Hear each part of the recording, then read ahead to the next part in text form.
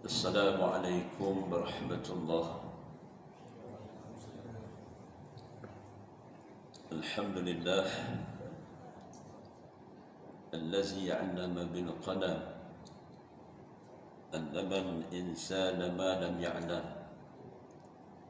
أشهد أن لا إله إلا الله وحده لا شريك له، وأشهد أن محمدا عبده ورسوله، والصلاة والسلام محمد بن عبد الله وعلى آله وصحبه أجمعين. لا حول ولا قوة إلا بالله. إنا لله وإنا إليه راجعون. يا حي يا قيوم برحمتك أستغيث، أصلح لنا شأن كله ولا تكلنا إلى أنفسنا طرفة عين. ربنا آتنا من لدنك رحمة وهيئ لنا من أمرنا رشدا. وصلى الله على محمد النبي الأمي وعلى آله وصحبه وبارك وسلم. الحمد لله. Para tetamu Allah Subhanahu wa Ta'ala yang saya raikan dan kita semua muliakan, urusi dan seluruh kepimpinan masjid, para pencinta ilmu dan para penuntut ilmu, para muallim muallimah sekalian, muslimin muslimah yang menyaksikan pertemuan pada malam ini, yang dekat maupun yang jauh, yang kelihatan maupun yang tidak kelihatan. Mudah-mudahan insya-Allah wasilah dengan keizinan Allah, biiznillah kita dapat bersama berhimpun dalam satu halaqah ilmu di antara banyaknya halaqah-halaqah ilmu yang Allah izinkan diadakan seumpama kita berhimpun pada malam ini. Dalam tempoh fitnah COVID-19 ini, laporan semasa sehingga ke hari ini, lebih daripada 18 juta manusia telah dijangkiti COVID-19 dan telah diwar-warkan lebih kurang hampir 700,000 kematian. Inna lillahi wa inna ilaihi raji'un. Rasmi angka ini, walaupun secara tepat Allah saja yang mengetahui. Maka tempoh yang bertenang inilah kepada saya dan kita semua, sukacita pada malam ini saya mengambil satu kitab untuk kita mengambil manfaat isi kitab ini, yang mana kitab ini diberi tajuk Bidayatul Hidayah, Jalan Menuju Petunjuk. Jalan Menuju Petunjuk. Satu karya yang telah diterima pakai di Nusantara ini. Kitab ini telah diterjemahkan dalam pelbagai bahasa, dan antara tanda keberkatan dan penerimaan kitab ini berpanjangan manfaatnya sehingga malam ini. Kitab Bidayah Al-Hidayah ini telah diterima dengan baik secara umum dan secara khusus, sama ada di masjid maupun surau ataupun di pusat-pusat pengajian, dan ia menjadi bahan yang dipelajari oleh setiap pelajar yang ingin memulakan jalan menuntut ilmu. Keistimewaan kitab ini menjadi panduan dan boleh disebut sebagai manual harian bagi seorang Muslim sama ada berkaitan dengan amalan ketaatan, yakni rohani maupun jasmani, menjauhi kemaksiatan dan perhubungan sesama insan.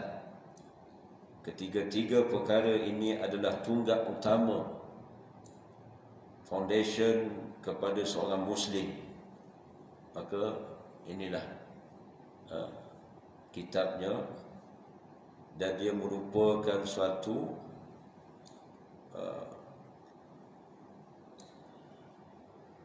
intisari penting dalam kitab Imam Al-Ghazali yang masyhur, iaitu kitab Ihya Ulumuddin.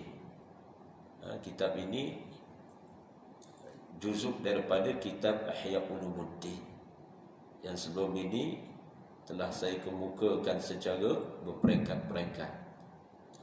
Malam ini sukacita saya memilih satu tajuk yang berkaitan, iaitu adab-adab bersahabat qarib dengan Allah Azza wa Jalla.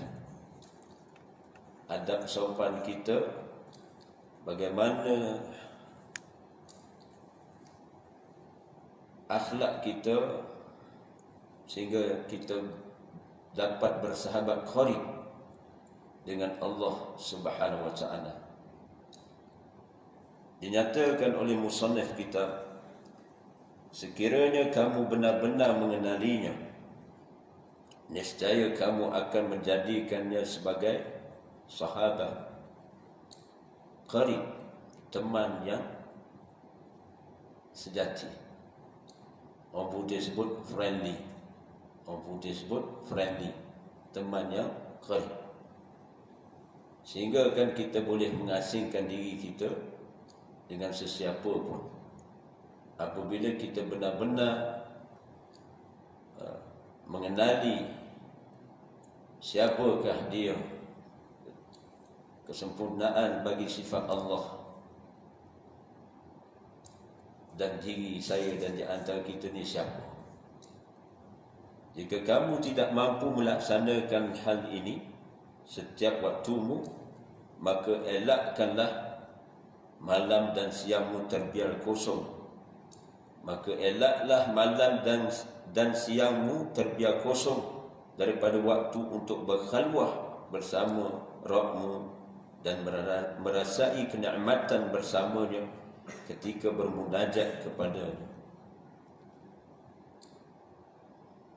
Dalam tempoh COVID-19 beberapa bulan yang lalu, tempoh 3 months, 3 bulan yang lalu, kita merantasi ataupun kita melalui proses demi proses PKP, termasuk B, bersyarat dan sebagainya, dan sehinggalah tahap ini PKP P.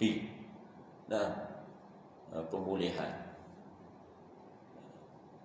Jadi antara hikmahnya fitnah COVID-19 ini, iaitu kita berpeluang untuk berkhalwah, berdua-duaan dengan Allah Subhanahu wa Ta'ala. Apatah lagi ketika Ramadan Al-Mubarak. Apatah lagi ketika 10 hari yang terakhir. Apatah lagi ketika malam 10 hari yang terakhir.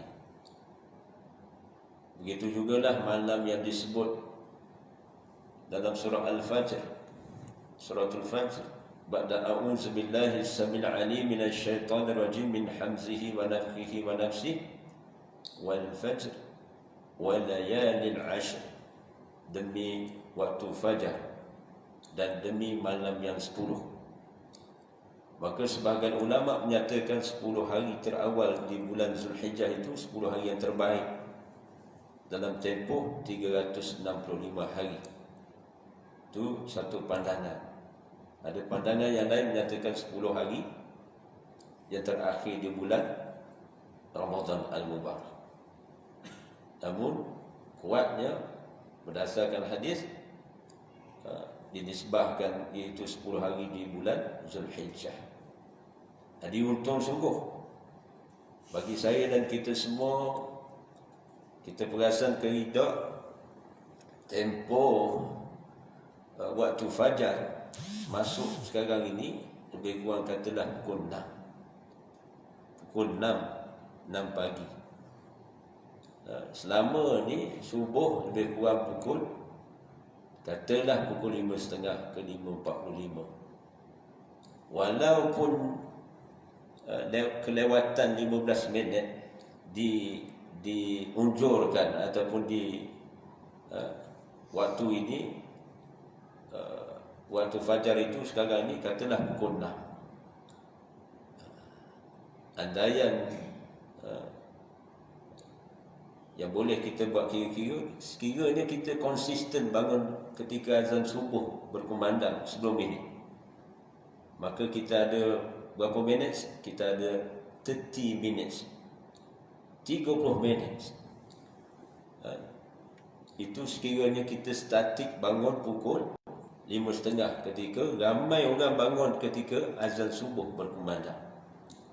Yang depan-depan saya ni, saya sangka baiklah, apatah lagi muazzin, imam, tuan kuasa, nah, qaryah yang selalu berjemaah, selalu berhalaqah ini, Masya Allah, Alhamdulillah, sebahagian di antara kita Allah tetap taatkan kita dalam keadaan mengikut ittiba' sunnah. Bangun sebelum bangun, sebelum azan subuh. Jadi sekiranya format 5.30 tu diguna pakai, maka ada 30 minit. 30 minit ni diguna pakai tolak campur, ada 15 minit setelah tolak qada hajat, bersugi dan sebagainya. Maka ada 15 minit, 15 minutes.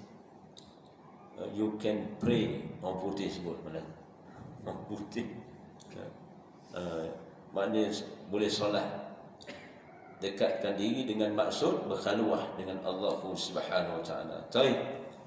Dinyatakan di sini pada malam ini yang disebut dari bagaimana waktu untuk berkhalwah dengan Rabbmu dan merasai kenikmatan bersamanya ketika bermunajat kepadanya.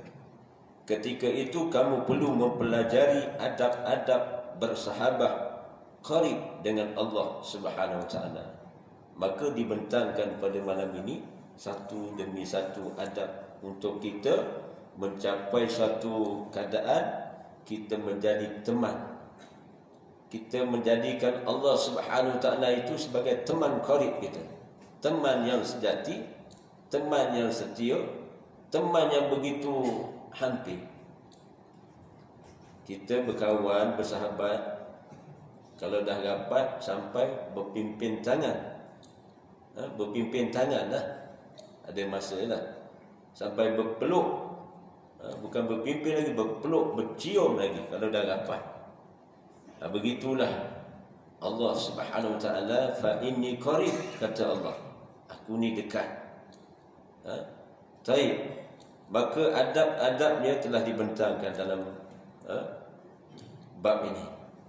Yang pertama, untuk meraih ataupun mencapai adab bersahabat qarib dengan Allah Subhanahu wa taala, iaitu yang pertamanya menundukkan kepala. Menundukkan kepala.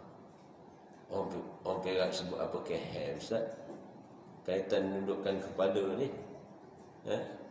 Jadi kalau tunduk kepala ni sahih ke? Boleh kita rasa dekat dengan Allah. Maka kita isyaratkan iaitu menundukkan kepala ini, iaitu perbanyakkan sujud. Perbanyakkan sujud ni iaitu mendirikan, perbanyakkan solat, termasuk solat sunnah. Solat jamaah bagi muslimin telah didirikan.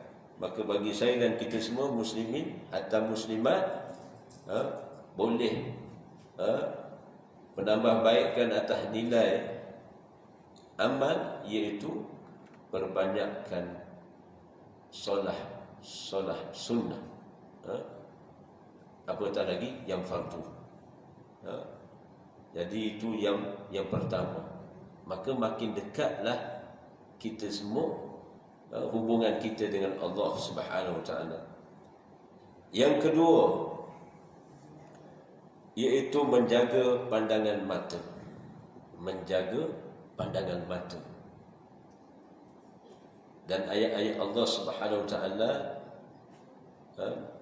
memang ada bab pandangan ini dalam beberapa surah, surah An-Nisa dan sebagainya. Nak menyatakan apa? Termasuk doa yang Rasulullah SAW berdoa supaya mata ini terurus dengan baik. Kerana setiap panca indera ada perintah dan arah, maka termasuklah mata.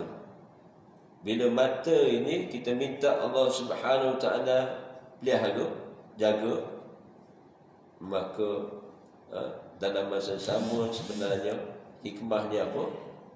Hati kita akan jadi lebih terurus, lebih stabil masa sekarang. Kerana pandangan mata ni dia akan menjurus ke pandangan nurani. Dia boleh terkesan pada hati. Boleh terkesan pada hati. Kalau kita pandang sesuatu tempat ataupun sesuatu objek, kesannya dia boleh sampai ke hati. Bila jaga pandangan ini, insya-Allah. Dan bagaimana nak jaga pandangan adalah kaedah dia. Salah satunya kena faham mana yang halal, mana yang haram, mana yang syubhat, yang sama-sama. Kemudian untuk meraih punya kekuatan hati untuk menjaga agar mengarahkan akal ini supaya mengarahkan panca indera itu tetap taat, maka salah satunya dengan ilmu dan doa. Dengan doa. Telah dibentangkan sebelum ini doa untuk minta pemeliharaan Allah Subhanahu Wa Taala. Allahumma inni a'udzubika min syarri sam'i wa min syarri basari wa min syarri lisani. Wahai Allah, aku berlindung, mohon kepada Allah perlindungan. Aku berlindung daripada kejahatan pendengaran aku, daripada kejahatan penglihatan aku, daripada kejahatan lidah aku. Kemudian ada dah seterusnya doa itu. Jadi kalau tak terhafal juga, maknanya baca dalam bahasa Melayu pun silakanlah. Ramai juga sebenarnya tak terhafal doa ni kan. Ramai lagi yang tak terhafal doa ni. Jadi kalau nak mudah kata, maknanya kalau tak terhafal secara bahasa Arab, bahasa Romi pun silakanlah. Apa pun bahasa, termasuk bahasa Kelantan tu, bahasa Jawa tu, silakanlah. Mana kita kecek dengan Tuhan. Dan mau kecek dengan Tuhan, ya Allah, aku minta-Mu ya Allah, lindungilah pendengaran, telinga aku. Jagalah mata aku dan jagalah lidah aku. Jadi boleh ditranslate begitulah. Tapi baik maknanya dalam masa sama kita fasihkan bahasa Arab itu, kemudian huduru qalbi itu yang lebih aulawiyatnya. Jadi dengan menjaga pandangan mata, insya-Allah, maknanya hubungan kita dengan Allah itu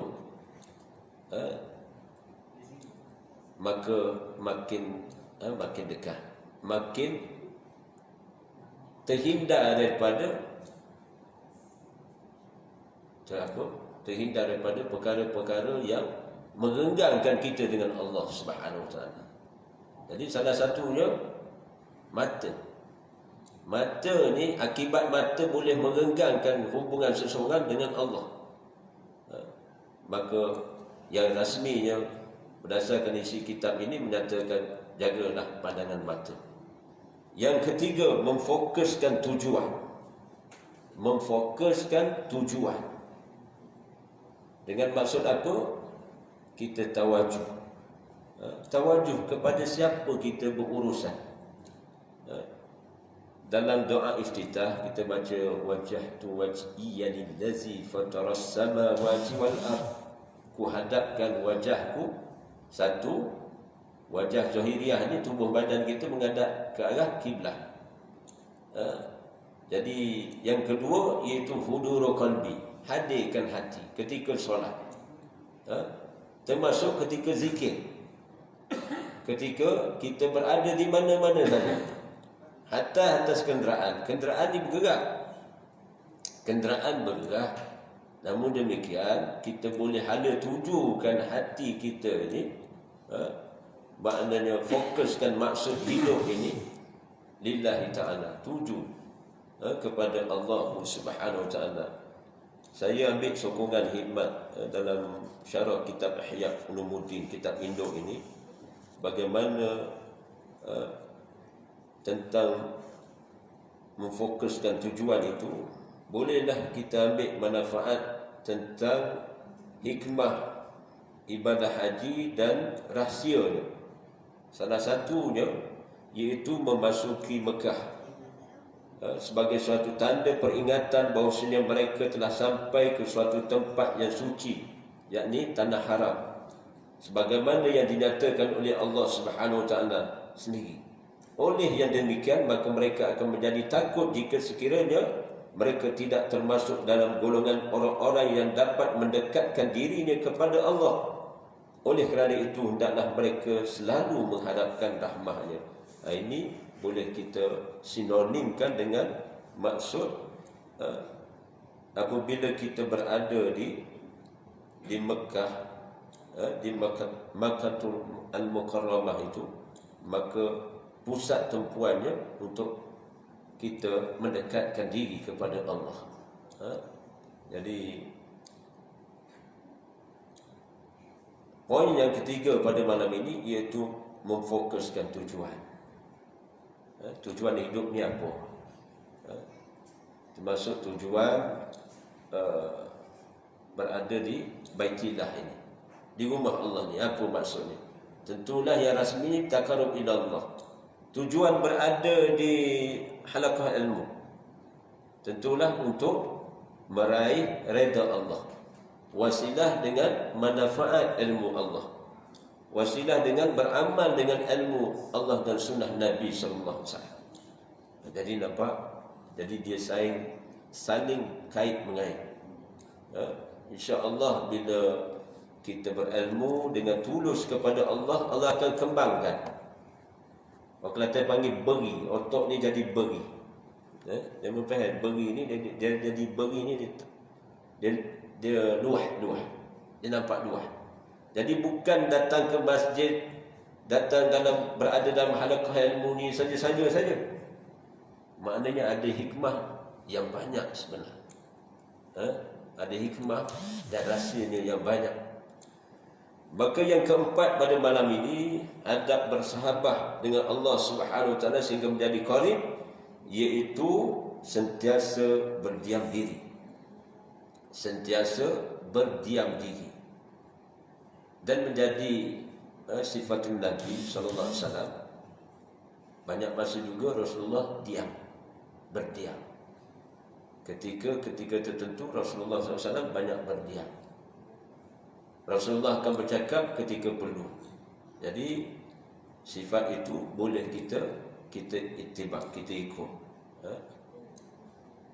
Cuma musim lah ni, oleh kerana dia panggil musim persidangan parlimen, jadi masing-masing semangat.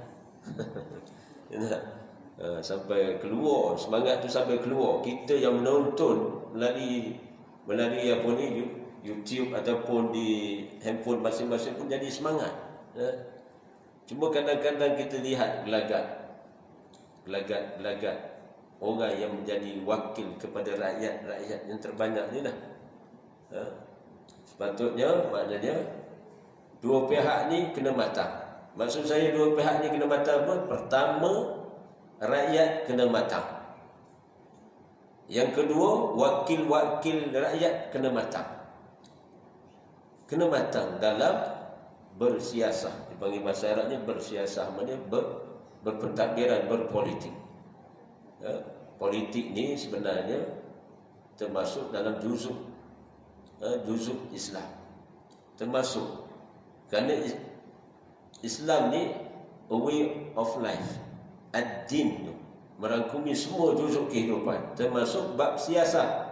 Kerana Rasulullah SAW bukan sekadar Nabi lagi Rasul, tetapi Rasulullah juga Prime Minister yang pertama bagi kerajaan Islam yang pertama, menjadi qudwah hasanah, contoh ikutan yang terbaik, menjadi ahli parlimen.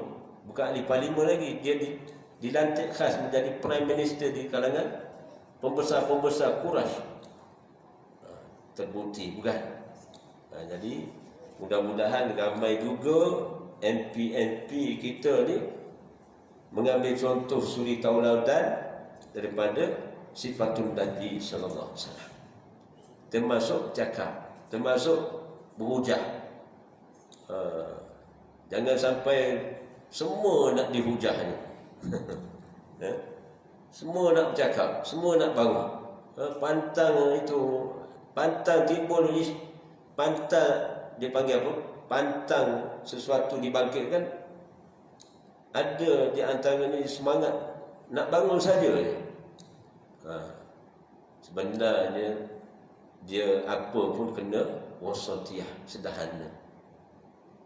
Sederhana, biar kena pada tempatnya. Kalau kita masalah sampai tahap tersasul nanti, tu kalau aku main kalau tu jangan. Ada larangan hadis. Kalau aku jangan, ada larangan hadis. Jadi kerana apa tu? Kerana terlajak kata. Jadi mudah-mudahan tidak membawa pada kalau ditarik balik, mudah-mudahan ditarik balik lah, bawa bertendang. Jadi kadang-kadang kita bila berjidal ni, berdebat ni, dia jadi semangat tu dia terlebih dos. Kemudian nak mengandaikan andaian tertentu. Termasuk saya lah yang bercakap ni, termasuk para penyampai, para pengkuliah, para penceramah. Apatah lagi kalau mewakili rakyat yang ditonton secara live. Jadi nak bentang apa-apa pun isu, kena matang. Jangan tersilap mendefinisikan sesuatu istilah tu sehingga rupanya para muallim lebih arif daripada kita yang bercakap. Sehingga kita ada di antaranya kadang-kadang itulah menisbahkan Rasulullah ini yang boleh ke Yasrib tu sebenarnya isu apa? Atas kehendak Allah dan atas perintah Allah. Bukan dalam konteks pelarian. No. Something wrong. Wrong maknanya salah tu. Nafsiran tu. Jadi akal boleh berfikir, tapi akal kena dipandu arah oleh ilmu wahyi dan ilmu hadis. Mendefinisikan sesuatu, kiaskan seumpama pelarian memang tidak tepat. Rujuk dalam kitab Ar-Raqi Al-Maktum, rujuk kitab sirah, fiqh sirah, Syekh Al-Marhum Al-Syahid Ramadan Al-Buti, Sufi Rahman dalam kitab Ar-Raqi Al-Maktum. Subhanallah, Allahumma salli ala Muhammad wa ala alihi wa sahbihi wa barik wa sallim. Bagaimana Rasulullah SAW mendatangi Abu Bakar As-Siddiq, menyatakan telah sampai isyarat, telah sampai perintah kepadaku untuk melangkah keluar daripada Mekah ini, yakni atas perintah Allah, bukan atas desakan ataupun atas tekanan. La, tidak. Sekiranya Allah izin, memang Allah izin Rasulullah bertahan untuk soal akidah dan sebagainya, tapi Rasulullah keluar tu dia different dengan seseorang itu keluar. Jadi kena faham dengan baik. Jadi itu yang saya sebut, ahli parlimen kena matang, rakyat pun kena matang. Ahli parlimen tu kena 2 kali matang lagi. Mudah-mudahanlah kita berdoa, mudah-mudahan maknanya wakil-wakil ahli parlimen ni, saya tak sebut color pasal banyak color, tak dan saya nak sebut color ni. Tak dan saya nak sebut color, macam-macam color.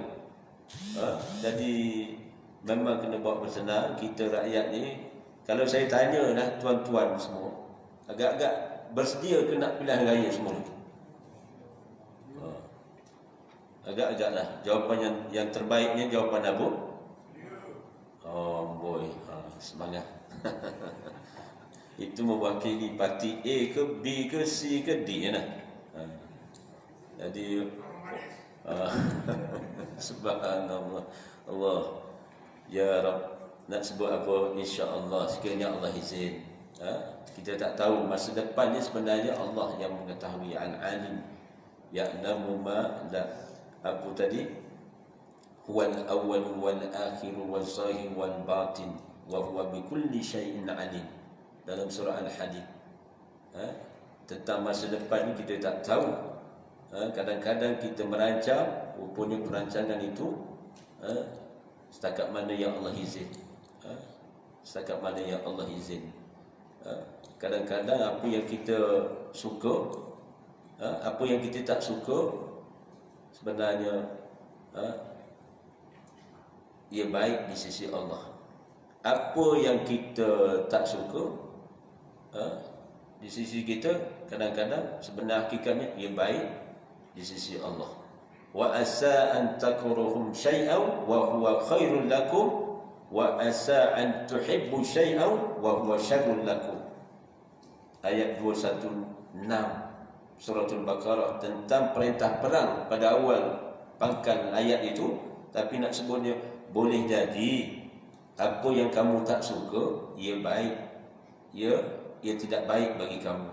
Boleh jadi apa yang kamu suka ia tidak baik bagi kamu. Jadi ini fleksibel ulama syarah. Termasuklah pro dengan kontra ni, nak rombak ke nak apa ni. Jadi selagi mana boleh bertahan, tahanlah. Sesuatu perkara itu selagi boleh bertahan. Tapi ada kalanya sekiranya kerana sebab-sebab tertentu, Allah yang sama itu juga boleh mengadakan jalan cerita yang lain dengan format yang lain. Dan yang pentingnya, sebenarnya kita semua ni berada di atas jalan kebenaran, berada di atas jalan yang hak.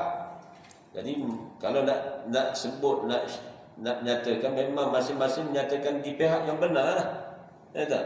Tapi yang hak ni sebenarnya, selagi mana kita mendapati dengan petunjuk Allah, yakni Al-Quran, dan sejauh mana kita mendapati dengan Al-Hadis, yakni sunnah Nabi SAW, sejauh itulah.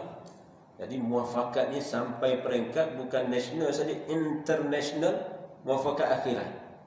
Kena ada nilai tambah tu, iman kita. Bukan sekadar peringkat nasional, tapi dalam masa sama kena ada pengukuhan iman dan nilai takwa dalam muafakat apa pun di dunia ini yang sementara. Baik, ada kalanya sentiasa berdiam diri. Berdiam diri. Yang kelima, iaitu dinyatakan menenangkan anggota badan. Menenangkan anggota badan. Orang putih sebut cool down.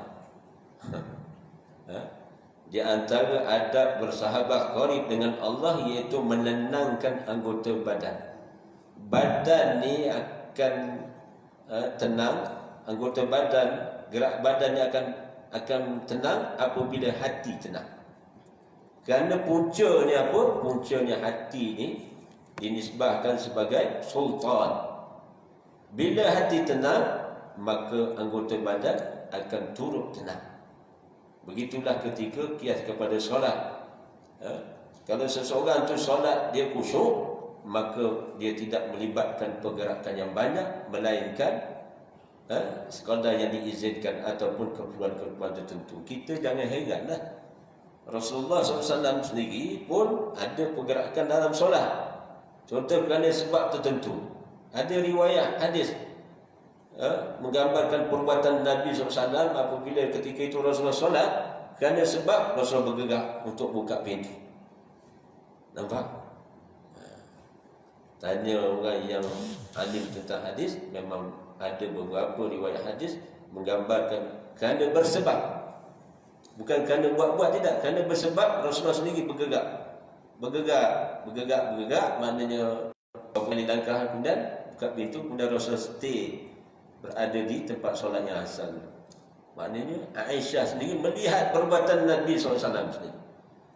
Rasul bergerak tempat solatnya. Nampak? Tapi hati baginda Nabi SAW tetap tenang di sisi Allah Subhanahu Wa Taala.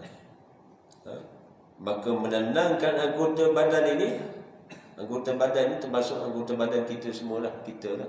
Kalau nisbah pada saya dah kena usaha sampai maknanya anggota badan kita ni tenang, tentera. Dan dia berkaitan dengan hati. Berkaitan dengan hati. Jadi ini yang dimaksud orang putih sebut cool down, bawa tenang. Bagus kata-kata Ustaz Haryanto. Kadang-kadang kita tengok seorang-seorang muallim ni dia ada trademark ni. Trademark dia panggil. Jadi trademark Ustaz Haryanto yang suara penyampaian dia macam Al-Fadil Al-Marhum, Al-Fadil Ustaz Ismail Qamus, bukan Ustaz Haryanto ni. Jadi dia sebut bawa bertenang. Bawa bertenang dia sebut. Kalau trademark saya, apa dia? Trademark saya biasanya inna lillahi wa inna ilaihi raji'un.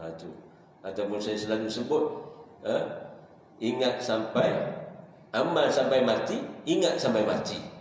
Allahu Rabbi, kalau butir ni ambo matilah. Dia mau ingat 2-3 patah kataan ni pun boleh lah. Inna lillahi wa inna ilaihi raji'un. Selalu saya sebut apa? Apa yang para asatizah sampaikan semua, sama ada ustaz ke ustazah ke muallim ke muallimah dan sebagainya, kita amal sampai mati, ingat sampai mati, amal sampai mati. Itu trademark. Trademark dia. Baik. Maka di antara yang seterusnya yang keenam, adab bersahabat qarib dengan Allah Subhanahu Wa Taala, itu segera mengerjakan perintah, segera melakukan perintah Allah dan sunnah Nabi sallallahu alaihi wasallam. Jadi hikmah menyegerakan melakukan perintah Allah dan Rasulnya, dia mendekatkan tali persahabatan kita semakin qarib dengan Allah Subhanahu Wa Taala. Dan itulah yang dilakukan oleh para sahabat didikan Nabi sallallahu alaihi wasallam.